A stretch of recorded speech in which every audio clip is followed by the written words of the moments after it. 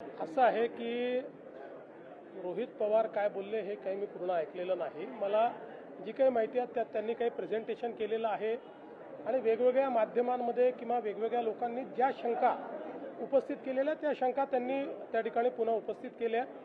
पहिल्यांदा तर अजितदादा पवार हे आपले महाराष्ट्राचे लाडके आणि अतिशय वरिष्ठ अशा प्रकारचं नेतृत्व होतं, त्यामुळे त्यांच्या अपघाताची पूर्ण सखोल आणि नीट चौकशी झाली पाहिजे।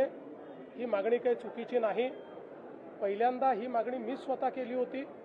आपल्याला कल्पना असेल तर मी केंद्र सरकारला पत्र लिहून या अपघाताची योग्य प्रकारे चौकशी करावी असं सांगितलं होतं। त्याच्यावर केंद्रीय नागरी उड्डाण मंत्र्यांनी विशेष चौकशी गठीत करून त्या संदर्भातलं पत्र देखील मला पाठवलेलं आहे।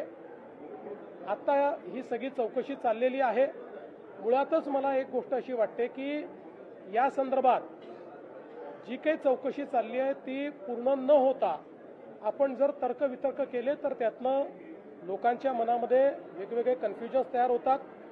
मला असं वाटतं की ठीक आहे, भावनेच्या भरात कदाचित ते असं बोलले असतील, पण साधारणपणे आपल्या देशातल्या एजन्सीजवर आपण कधी अविश्वास अशा पद्धतीनं दाखवत नाही। याही ठिकाणी दाखवण्याचं कारण नाही। आपल्या सर्वांचेच ते लाडके नेते होते। प्रत्येकालाच असं वाटतंय की त्यांच्या या अपघाताचं सगळं सत्य बाहेर आलं पाहिजे। ते सत्य निश्चितपणे बाहेर येईल हा मला विश्वास आहे।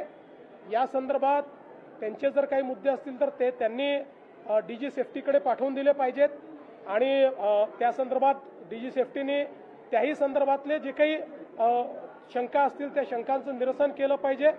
आणि मला असं वाटतं की एकूणच शंका व्यक्त करणं काही चुकीचं नाही आहे। फक्त कुठल्याही राजकीय हेतूने याचा उपयोग होणार नाही आणि आपण अजितदादांच्या दुर्दैवी मृत्यूचं राजकारण करणार नाही याबाबत मात्र प्रत्येकाने मी कुठल्या व्यक्तीचं बोलत नाही, प्रत्येकाने याबद्दल जरा लक्ष दिलं पाहिजे।